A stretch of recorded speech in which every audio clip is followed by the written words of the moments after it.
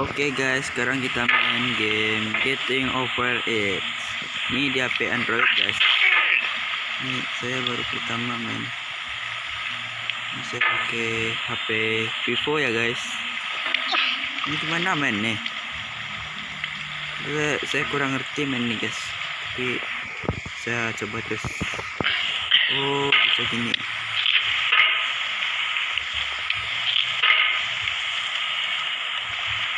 Saya lihat YouTube nih kayak gini nih. Tapi gimana ya? Coba terus.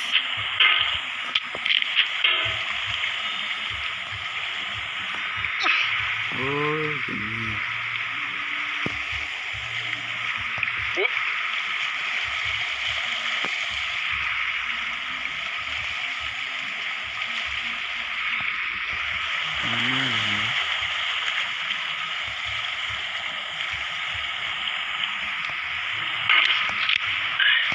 There's no feeling more intense than starting over.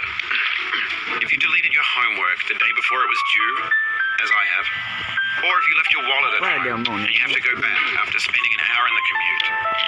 If you won some money at the casino and then put all your winnings on red but it came up black. If you got your best shirt dry cleaned before a wedding and then immediately dropped food on it. If you won an argument with a friend and then later discovered that they just returned to their original view. Starting over is harder than starting up. If you're not ready for that, like if you've already had a bad day, then what you're about to go through might be too much. Feel free to go away and come back. I'll be here. Alright, thanks for coming with me on this trip. I'll understand if you have to take a break at any point. Just find a safe place to stop and quit the game. And don't worry, I'll save your progress always, even your mistakes. This game is a homage to a free game that came out in 2002 titled Sexy Hiking. The author of that game was Jangan, a mysterious Czech designer who was known at the time as the father of B games.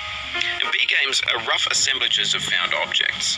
Designers slap them together very quickly and freely, and they're often too rough and unfriendly to gain much of a following. They're built more for the joy of building them than as polished products. In a certain way, Sexy Hiking is the perfect embodiment of a B game. It's built almost entirely out of found and recycled parts, and it's one of the most unusual and unfriendly games of its time. In it, your task is simply to drag yourself up a mountain with a hammer.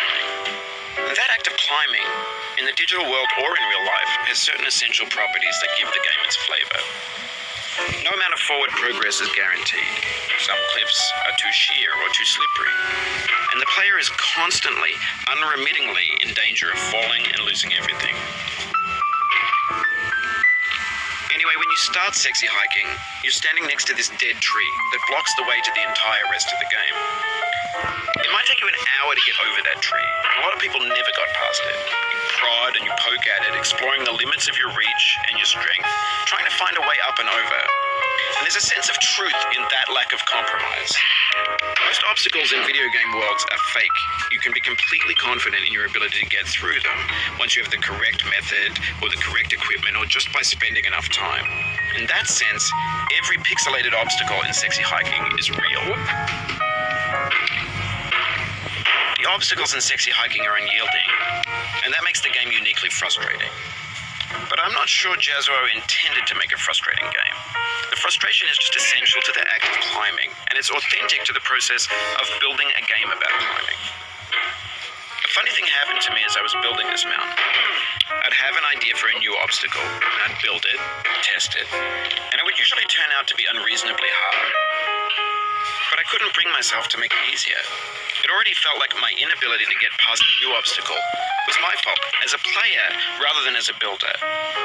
Imaginary mountains build themselves from our efforts to climb them, and it's our repeated attempts to reach the summit that turns those mountains into something real. When you're building a video game world, you're building with ideas, and that can be like working with quickset cement. You mold your ideas into a certain shape that can be played with.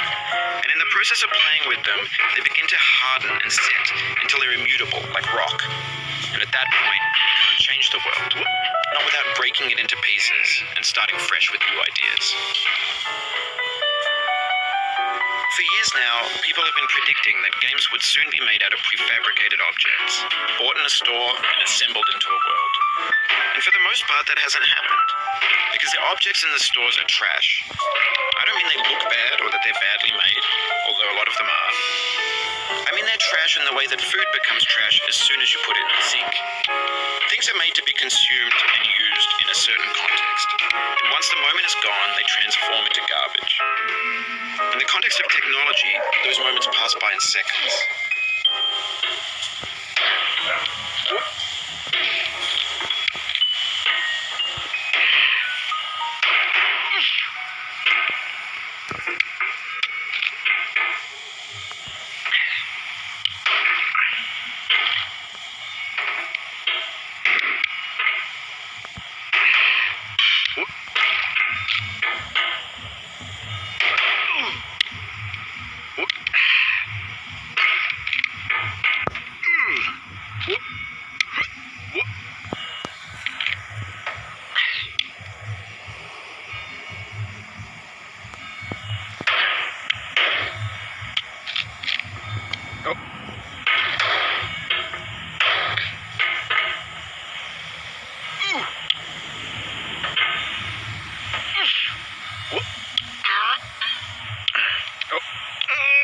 Over time, we've poured more and more refuse into this vast digital landfill that we call the internet. It now vastly outnumbers and outweighs the things that are fresh and untainted and unused. When everything around us is cultural trash, trash becomes the new medium, the lingua franca of the digital age. And you can build culture out of trash, but only trash culture. Be games, be movies, be music, be philosophy.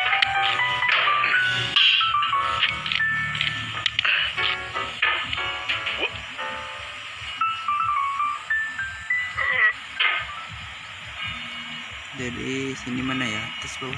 Oh, ingat saya. Soal itu pun di bawah.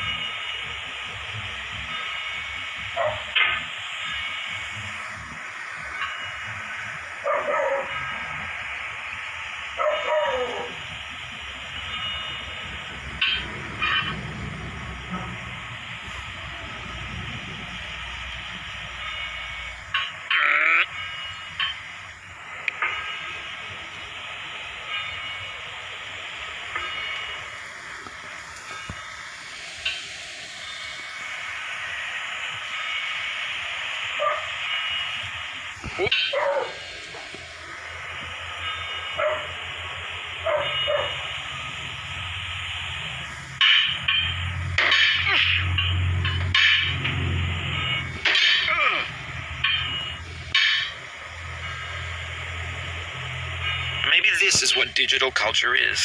A monstrous mountain of trash, the ash heap of creativity's fountain. A landfill with everything we ever thought of in it. Grand, infinite, and unsorted.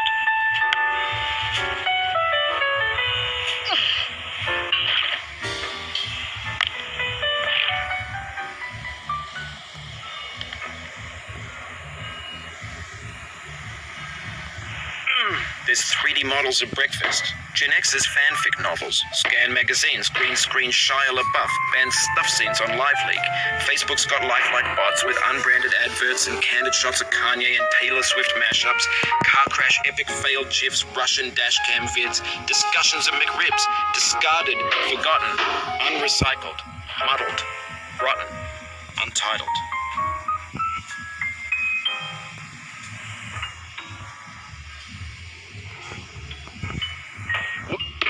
Everything's fresh for about 6 seconds, until some newer thing beckons, and we hit refresh. And there's years of persevering, disappearing into the pile, out of style, out of sight.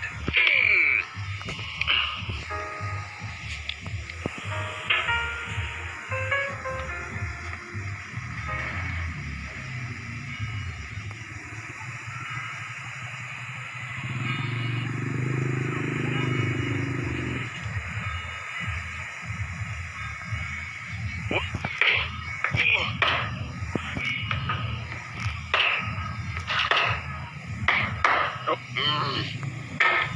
you just lost a lot of progress. That's a deep frustration, a real punch in the gut.